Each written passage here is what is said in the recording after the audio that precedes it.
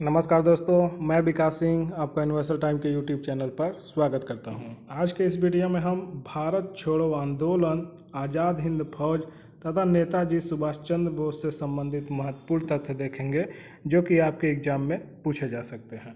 पहला पॉइंट है, वर्धा में 14 जुलाई 1942 को हुई कांग्रेस की समिति की बैठक में भारत छोड़ो नामक प्रस्ताव पास किया गया और इसकी अध्यक्षता अबुल कलाम आज़ाद ने ही की थी। यहाँ से आपके एग्जाम में यह पूछा जाएगा कि भारत छोड़ो जो प्रस्ताव है उसको कांग्रेस की किस समिति में पारित किया गया, तो आप कहेंगे वर्धा में जो उनकी समिति बैठक हुई थी जिसका डेट था 14 जुलाई 1942 को। इसी समय यह भारत छोड़ो नामक प्रस्ताव पारित हुआ था और इसकी अध्यक्षता अबुल कलाम आज़ाद ने की थी। नेक्स्ट पॉइंट की बात हम लोग करते हैं तो 7 अगस्त 1942 को बम्बई के ऐतिहासिक ग्वालियर टैंक में अखिल भारतीय कांग्रेस कमेटी की वार्षिक बैठक हुई जिसमें वर्धा प्रस्ताव यानी कि भारत छोड़ो की पुष्टि हुई। नेक्स्ट पॉइंट की बात करते हैं हम लोग। कुछ संशोधनों के बाद 8 अगस्त 1942 को प्रस्ताव स्वीकार कर लिया गया और भारत के स्वतंत्रता संघर्ष के तहत अंग्रेजों के विरुद्ध भारत छोड़ो आंदोलन प्रारंभ करने की घोषणा की गई। यहाँ से आपको एग्जाम में यह क्वेश्चन पूछ सकता है कि कब भारत छोड़ो आंदोलन प्रारंभ करने की घोषणा की गई, तो वो डेट था 8 अगस्त 1942 को। नेक्स्ट पॉइंट की हम लोग बात करते हैं तो 8 अगस्त 1942 को अखिल भारतीय राष्ट्रीय कमेटी की बैठक में पंडित जवाहरलाल नेहरू द्वारा भारत छोड़ो प्रस्ताव पेश किया गया था जिसका समर्थन सरदार वल्लभ भाई पटेल ने भी किया था।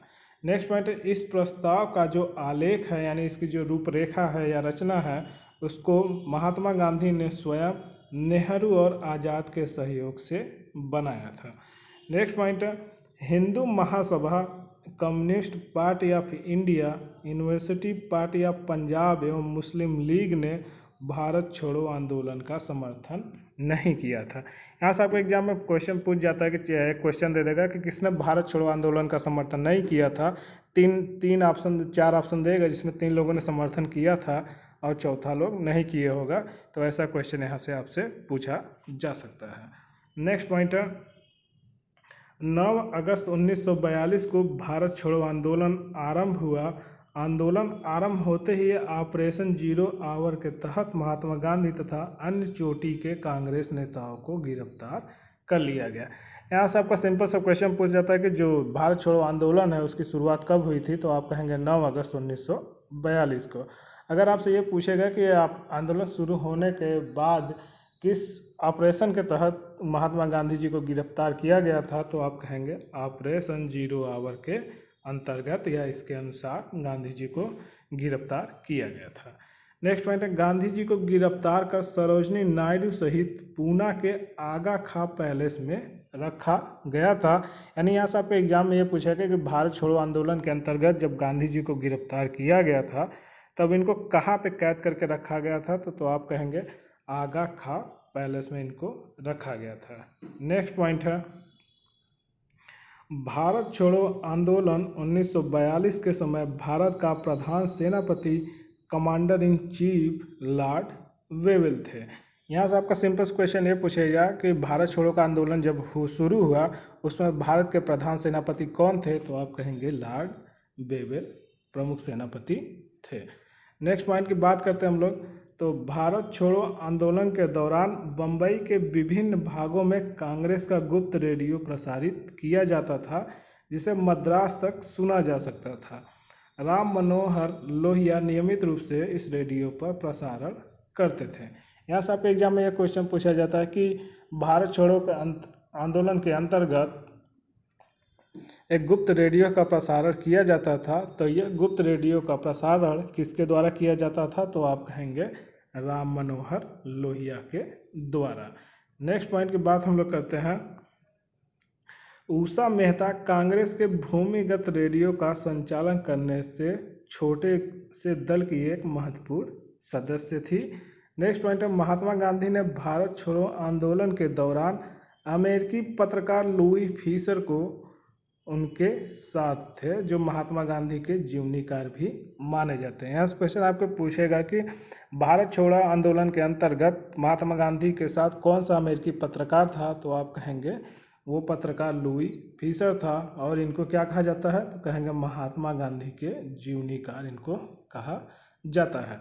नेक्स्ट पॉइंट है, भारत छोड़ो आंदोलन के दौरान जयप्रकाश नारायण ने हजारीबाग के सेंट्रल जेल से फरार होकर भूमिगत गतिविधियों को संगठित किया था। यहाँ से आपका एग्जाम क्वेश्चन ये पूछता है कि भारत छोड़ो आंदोलन के अंतर्गत कौन सा सैनिक या कौन सा कार्यकर्ता जेल से फरार हुआ था, तो आप कहेंगे जयप्रकाश नारायण। अगर पूछेगा किस जेल से, तो आप कहेंगे सेंट्रल जेल से। नेक्स्ट पॉइंट की बात हम लोग करते हैं, भारत छोड़ो आंदोलन 1942 के दौरान बम्बई में कांग्रेस सम्मेलन को संबोधित करते हुए गांधी जी ने जो भाषण दिया था, उसके बारे में पटाभी सीतारामैया ने लिखा है कि वास्तव में गांधी जी उस दिन अवतार एवं पैगंबर की प्रेरक शक्ति से प्रेरित होकर भाषण दे रहे थे। यहाँ से आपके एग्जाम में क्वेश्चन ये पूछा जाएगा कि भारत छोड़ो आंदोलन के अंतर्गत बम्बई में एक कांग्रेस अधिवेशन किया गया, जिसके अंतर्गत महात्मा गांधी भाषण दे रहे थे, वो किसके अनुसार अवतार एवं पैगंबर की प्रेरक शक्ति से प्रेरित होकर भाषण दे रहे थे, तो आप कहेंगे पटाभी सीतारामैया ने ये कहा था। नेक्स्ट पॉइंट की बात हम लोग करते हैं, तो भारत छोड़ो आंदोलन की एक महत्वपूर्ण विशेषता थी देश के कई स्थानों पर समानांतर सरकार की स्थापना। यहाँ से ये पॉइंट इंपॉर्टेंट है और अधिकतर आपके एग्जाम में पूछा जाता है। अगला पॉइंट है, बीमारी के आधार पर गांधी जी को 6 मई 1944 को रिहा कर दिया गया था। यानी यहाँ से आपके एग्जाम में क्वेश्चन ये पूछे जाए कि जो भारत छोड़ो आंदोलन के अंतर्गत महात्मा गांधी जी को गिरफ्तार किया गया था, बीमारी के कारण कब उनको रिहा कर दिया गया, तो आप कहेंगे 6 मई 1944 को बीमारी के कारण महात्मा गांधी जी को रिहा कर दिया गया। नेक्स्ट पॉइंट है, विंस्टन चर्चिल ने गांधी जी के रिहाई के संबंध में कहा कि जब हम हर जगह जीत रहे हैं, तो ऐसे वक्त में हम एक कमबख्त बुढ़े के सामने कैसे जूझ सकते हैं जो हमेशा हमारा दुश्मन रहा है। यहाँ से आपका एक सीधा सा स्टेटमेंट देगा और पूछेगा कि किसने कहा था कि जब हम हर जगह से जीत रहे हैं, तो ऐसे वक्त में हम एक कमबख्त बुढ़े के सामने कैसे जूझ सकते हैं जो हमेशा हमारा दुश्मन रहा था। तो ये ऐसा किसने कहा था, तो वो थे विंस्टन चर्चिल जी। नेक्स्ट पॉइंट की बात हम लोग करते हैं, भारत छोड़ो या क्विट इंडिया तथा करो या मरो डू और डाई का नारा किसने दिया, तो वो थे यूसुफ मेहर अली जी। नेक्स्ट पॉइंट है, नेताजी सुभाष चंद्र बोस का जन्म 23 जनवरी 1897 को उड़ीसा के कटक में हुआ था। यहाँ से आपका एक सिंपल क्वेश्चन पूछा जाता है कि नेताजी सुभाष चंद्र बोस का जन्म कब हुआ था, तो आप कहेंगे 23 जनवरी 1897 को। अगर पूछेगा कि कौन से जगह या कौन से स्थान पर हुआ था, तो आप कहेंगे उड़ीसा में कटक नामक जगह पर इनका जन्म हुआ था। नेक्स्ट पॉइंट की बात हम लोग करते हैं, तो सुभाष चंद्र बोस को वर्ष 1938 में भारतीय राष्ट्रीय कांग्रेस का अध्यक्ष बनने के बाद गुरुदेव रविन्द्रनाथ टैगोर द्वारा शांति निकेतन में देश नायक की उपाधि से सम्मानित किया गया था। यहाँ सबके एग्जाम में पूछेगा कि सुभाष चंद्र बोस को देश नायक की उपाधि से सम्मानित किया गया था और यह उपाधि किसके द्वारा प्रदान किया गया था, तो आप कहेंगे गुरुदेव रविन्द्रनाथ टैगोर के द्वारा यह उपाधि प्रदान किया था। नेक्स्ट पॉइंट है, महात्मा गांधी ने सुभाष चंद्र बोस को देशभक्तों का देशभक्त कहा था। यानी कि यहाँ से आपके एग्जाम में सिंपल सा क्वेश्चन ये पूछता है कि जो सुभाष चंद्र बोस है उनको देशभक्तों का देशभक्त कहा जाता है या कहा गया, ऐसा किसके द्वारा कहा गया या ऐसा किसके द्वारा उनको संबोधित किया गया, तो आप कहेंगे महात्मा गांधी जी के द्वारा। नेक्स्ट पॉइंट की बात हम लोग करते हैं, सुभाष चंद्र बोस ने कांग्रेस के अध्यक्ष पद का त्याग देने के बाद 3 मई 1939 को फॉरवर्ड ब्लॉक की स्थापना की। यहाँ सिंपल से क्वेश्चन ये पूछा जाता है कि फॉरवर्ड ब्लॉक की स्थापना किसके द्वारा की गई, तो आप कहेंगे नेताजी सुभाष चंद्र बोस के द्वारा। अगर आपसे समय पूछेगा तो आप कहेंगे 3 मई 1939 को। नेक्स्ट पॉइंट की बात करते हैं हम लोग, आज़ाद हिंद फौज की स्थापना मूलतः कैप्टन मोहन सिंह ने की थी। यहाँ से सिंपल सा आपका क्वेश्चन पूछा जाएगा कि आज़ाद हिंद फौज की स्थापना मूलतः यानी पहली कमेटी किसके द्वारा गठित की गई, तो आप कहेंगे कैप्टन मोहन सिंह के द्वारा। नेक्स्ट पॉइंट है आज़ाद हिंद फौज की पहली डिवीजन का औपचारिक गठन सितंबर 1942 में हुआ और कैप्टन मोहन सिंह इसके प्रथम सेनापति बने। नेक्स्ट पॉइंट की बात हम लोग करते हैं तो 21 अक्टूबर 1943 को सुभाष चंद्र बोस ने सिंगापुर में स्वतंत्र भारत की अस्थायी सरकार यानी आज़ाद हिंद सरकार का गठन किया। यहाँ से आपके एग्जाम में क्वेश्चन ये पूछा जाता है कि स्वतंत्र भारत की अस्थायी सरकार का गठन किसके द्वारा किया गया, तो आप कहेंगे सुभाष चंद्र बोस के द्वारा। अगर जगह पूछेगा तो आप कहेंगे सिंगापुर। अगर उसका पूछेगा कि उसका अन्य नाम क्या था तो आप कहेंगे आज़ाद हिंद सरकार। नेक्स्ट पॉइंट है आज़ाद हिंद फौज का पुनर्गठन 4 जुलाई 1943 को सुभाष चंद्र बोस के नेतृत्व में किया गया।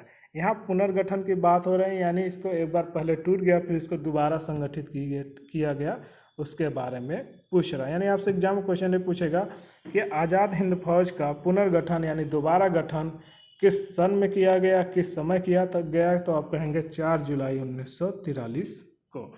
नेक्स्ट पॉइंट है कांग्रेस ने आज़ाद हिंद फौज बचाव समिति का गठन किया जिसमें मूला भाई देसाई के नेतृत्व में तेज बहादुर सप्रू, कैलाश नाथ काटजू, अरोड़ा आसफ अली और जवाहरलाल नेहरू प्रमुख वकील थे। नेक्स्ट पॉइंट की बात हम लोग करते हैं तो कैबिनेट मिशन 24 मार्च 1946 को दिल्ली आया और यहाँ से अधिकतर आपके एग्जाम में क्वेश्चन पूछा जाता है कि कैबिनेट मिशन कब आया, तो आप कहेंगे 24 मार्च 1946 को। नेक्स्ट पॉइंट है इसके जो अध्यक्ष थे वो थे मंत्री लॉर्ड पैथिक लॉरेंस तथा अन्य 2 सदस्य भी थे स्टैफोर्ड क्रिप्स और दूसरे थे एवी अलेक्जेंडर। यानी यहाँ से दोनों पॉइंट्स क्वेश्चन पूछेगा कि पहले क्रिप्स मिशन कब आया, पूछेगा कि इसके अध्यक्ष कौन थे, तो आप कहेंगे मंत्री लॉर्ड पैथिक लॉरेंस इसके अध्यक्ष थे। नेक्स्ट पॉइंट है कैबिनेट मिशन ने त्रिस्तरीय शासन व्यवस्था को सुझाया था। यानी ये आपसे कोई एग्जाम में ये पूछा जाता है कि जो कैबिनेट मिशन भारत आया उसने किस प्रकार के शासन व्यवस्था को राय दिया या सुझाव दिया, तो आप कहेंगे त्रिस्तरीय शासन व्यवस्था को। नेक्स्ट पॉइंट की हम लोग बात करते हैं मौलाना अबुल कलाम आज़ाद कैबिनेट मिशन के भारत आगमन के समय भारतीय राष्ट्रीय कांग्रेस के अध्यक्ष थे। यहाँ से आपके एग्जाम में क्वेश्चन ये पूछा जाता है कि जब भारत में कैबिनेट मिशन आया तो उस समय भारतीय राष्ट्रीय कांग्रेस के अध्यक्ष कौन थे, तो आप कहेंगे मौलाना अबुल कलाम आज़ाद। नेक्स्ट पॉइंट की हम लोग बात करते हैं 24 अगस्त 1946 को पंडित नेहरू के नेतृत्व में भारत की पहली अंतरिम राष्ट्रीय सरकार की घोषणा तथा 2 सितंबर 1946 को इसका गठन हुआ जिससे में प्रारंभ मुस्लिम लीग की भागीदारी नहीं थी। नेक्स्ट पॉइंट है वर्ष 1946 की अंतरिम सरकार में आसफ अली को रेल और परिवहन विभाग सौंपा गया था। यहाँ से आपका एग्जाम क्वेश्चन ये पूछेगा कि जब वर्ष 1946 में अंतरिम सरकार की गठन की गई उसके अंतर्गत किसे रेल और परिवहन विभाग सौंपा गया, तो आप कहेंगे आसफ अली को सौंपा गया था। नेक्स्ट पॉइंट है 16 अगस्त 1946 की तिथि मुस्लिम लीग द्वारा सीधी कार्यवाही दिवस हेतु सुनिश्चित की गई। यानी यहाँ से आपका एग्जाम क्वेश्चन ये पूछेगा कि किस सन को मुस्लिम लीग द्वारा प्रत्यक्ष कार्यवाही दिवस मनाया गया या सीधी कार्यवाही दिवस मनाया गया, तो आप कहेंगे वो समय था 16 अगस्त 1946। नेक्स्ट पॉइंट है कैबिनेट मिशन प्लान के अंतर्गत संविधान सभा का गठन किया गया था। यहाँ से आपके एग्जाम में क्वेश्चन ये पूछा जाता है कि किस मिशन के अंतर्गत संविधान सभा का गठन किया गया था, तो आप कहेंगे कैबिनेट मिशन प्लान के अंतर्गत। नेक्स्ट पॉइंट है कैबिनेट मिशन योजना के अनुसार जुलाई 1946 में संविधान सभा के चुनाव हुए। यानी यहाँ सीधा क्वेश्चन ये पूछा जाता है कि संविधान सभा का कब चुनाव हुआ, तो आप कहेंगे जुलाई 1946 में। नेक्स्ट पॉइंट की बात हम लोग करते हैं संविधान सभा का जो प्रथम अधिवेशन है वह 9 दिसंबर 1946 को हुआ और इसमें अस्थायी अध्यक्ष डॉक्टर सच्चिदानंद सिन्हा थे। यहाँ से आपके एग्जाम में क्वेश्चन है पूछा जाता है कि संविधान सभा की पहली बैठक कब हुई, तो आप कहेंगे 9 दिसंबर 1946 में। और पहली बैठक में किसको अस्थायी अध्यक्ष चुना गया, तो आप कहेंगे डॉक्टर सच्चिदानंद सिन्हा को। नेक्स्ट पॉइंट है संविधान सभा की दूसरी बैठक 11 दिसंबर 1946 को हुई और जिसमें डॉक्टर राजेंद्र प्रसाद को स्थायी अध्यक्ष के रूप में निर्वाचित किया गया। नेक्स्ट पॉइंट है ब्रिटिश युग में जी.वी. मावलंकर वर्ष 1946 से 14 अगस्त 1947 तक केंद्रीय लेजिस्लेटिव असेंबली के अध्यक्ष रहे एवं भारत के स्वतंत्र होने के बाद लोकसभा के प्रथम अध्यक्ष के रूप में वर्ष 1952 से 1956 तक रहे। इस पॉइंट से क्वेश्चन यह पूछा जाता है कि लोकसभा के प्रथम अध्यक्ष के रूप में किसको जाना जाता है या कि इसके प्रथम अध्यक्ष को रूप में कौन बना, तो आप कहेंगे जी.वी. मावलंकर जी। नेक्स्ट पॉइंट है भारत की स्वतंत्रता के समय क्लीमेंट और इटली ब्रिटिश के प्रधानमंत्री थे।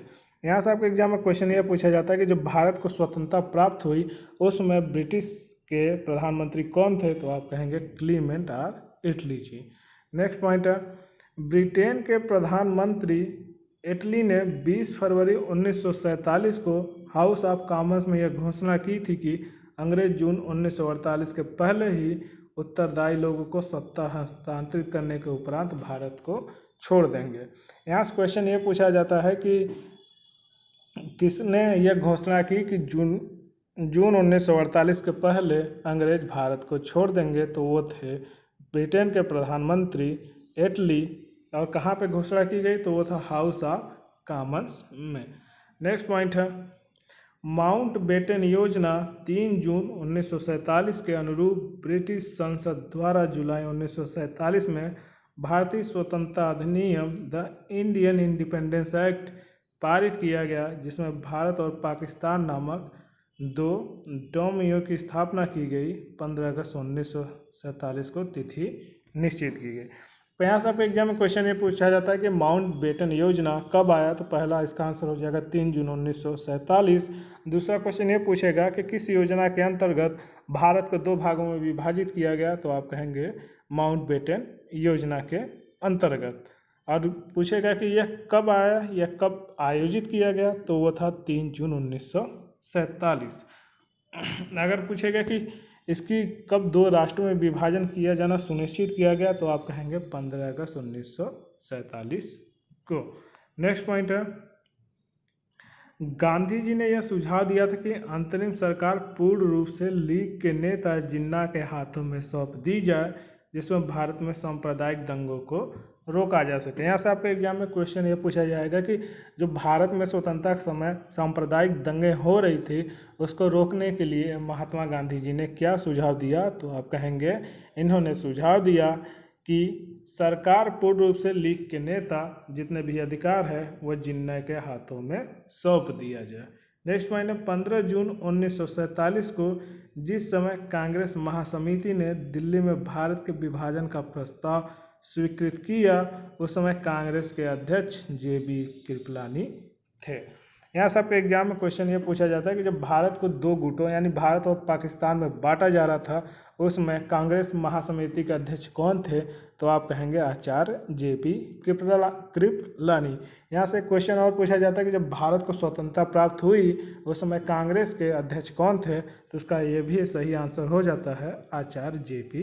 कृपलानी। नेक्स्ट पॉइंट की बात करते हैं हम लोग। भारत विभाजन के विपक्ष में खान अब्दुल गफ्फार खां ने भी मतदान किया था।